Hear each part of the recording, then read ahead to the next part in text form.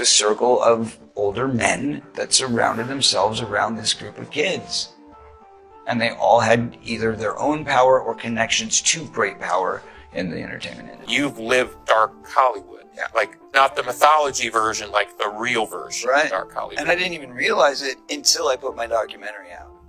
And it wasn't until that moment that I realized how real it really was, how much of a force it really was, and how much power and control they have over media, technology, everything that we do. I'm like, but you're doing the Epstein documentary, or doing this. It's about kids being victims.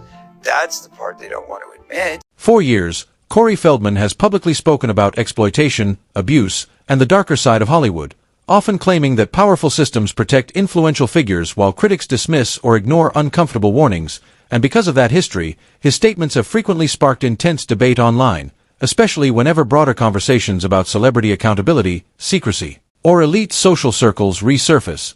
But when it comes to claims involving specific individuals like Leonardo DiCaprio or alleged ties to Jeffrey Epstein, it's important to distinguish between verified evidence, documented associations, speculation, and rumor, since public discussion can easily blur those lines, particularly when newly released records or investigations are interpreted through existing suspicions. And while ongoing scrutiny of high-profile networks has certainly raised public interest in who knew whom, who attended what, or who may have moved in overlapping circles, proximity alone does not automatically confirm wrongdoing, which is why serious allegations require careful reliance on credible reporting and substantiated facts rather than implication by association, even as larger questions about Hollywood power structures, silence, and accountability continue to capture widespread attention.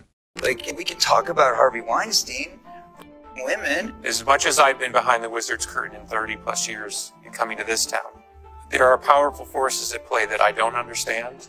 For decades, Corey Feldman has used his platform to speak about what he describes as serious abuse, exploitation, and predatory behavior within parts of the entertainment industry, drawing from his own experiences as a former child star who rose to fame in the 1980s through beloved films like Gremlins, Stand By Me, and The Goonies, where he was widely seen as a symbol of youthful talent and innocence. While behind the scenes, he has long alleged that powerful adults in Hollywood misused their influence in deeply harmful ways, particularly toward vulnerable young performers, and over the years, Feldman has repeatedly argued that exploitation of children has been one of the industry's darkest issues, making him one of the more persistent and controversial voices calling for accountability, though discussions around his claims often require careful distinction between his personal testimony, broader systemic concerns, and unverified connections to other criminal cases or high-profile figures, since conversations about abuse in entertainment can quickly become mixed with speculation.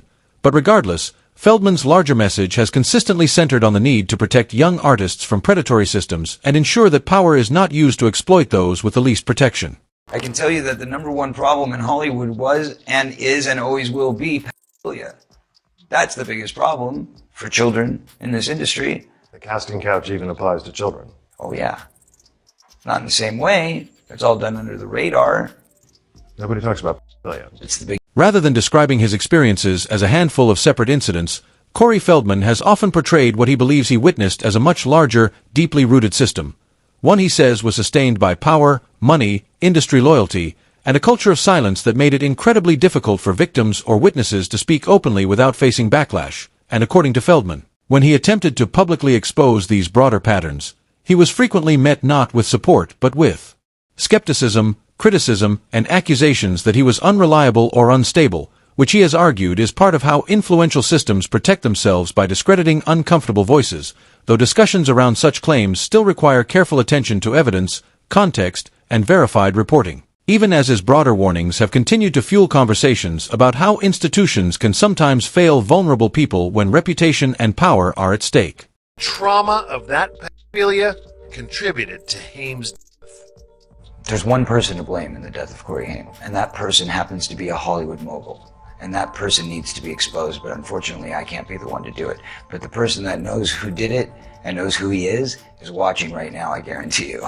For many supporters, Corey Feldman's long history of speaking out has come to represent persistence in the face of public doubt, especially because for years his warnings about abuse, exploitation, and harmful power structures in entertainment were often dismissed, mocked, or labeled as exaggerated by critics, while he continued insisting that serious systemic issues deserved attention. and as broader cultural conversations around abuse, survivor testimony, and institutional accountability have evolved, some people now feel his past statements are being reconsidered with greater seriousness, leading to renewed sympathy for what he says he endured and admiration for the fact that he continued speaking despite backlash, though it's still important to separate emotional support for survivors from definitive conclusions about every specific claim, since accountability should always be grounded in evidence. But regardless of where public opinion lands on individual details, many people do see Feldman's survival, advocacy, and refusal to stay silent as meaningful, particularly in larger conversations about protecting children and ensuring that vulnerable young people are never left unprotected in powerful industries. You know, there's a lot of good people in this industry, but there's also a lot of really, really sick, corrupt people in this industry. And there are people in this industry who have gotten away with it for so long that they feel they're above the law. And that's got to change. That's got to stop. According to Corey Feldman and many others who have spoken about power, secrecy, and abuse in entertainment, public attitudes toward elite social circles have changed dramatically in recent years, especially after major criminal cases involving influential figures pushed people to more closely examine how celebrity access, wealth, and reputation can sometimes shield harmful behavior, and where private gatherings or famous associations may once have been viewed as glamorous or untouchable, they are now often met with deeper scrutiny, tougher questions, and growing public demand for transparency.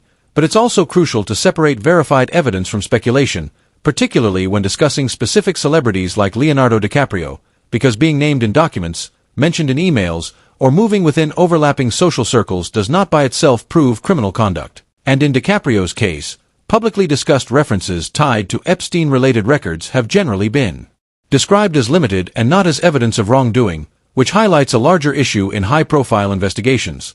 Famous names can quickly become part of sensational narratives even when the factual basis may be far narrower than internet speculation suggests, and that is exactly why Feldman's broader message about accountability is often framed less as automatic accusation and more as a call for transparency, careful investigation, and cultural change in industries where silence, fear, or reputation management have sometimes discouraged uncomfortable truths from surfacing, while at the same time, history has shown that real abuses of power can and do exist, making it essential for society to balance skepticism, due process, survivor advocacy, and fact-based reporting rather than confusion or conspiracy. And as more conversations continue around Hollywood, institutional silence, and the protection of vulnerable people, the real cultural shift may not simply be about exposing individual names, but about changing the systems that allowed power to operate without enough scrutiny in the first place.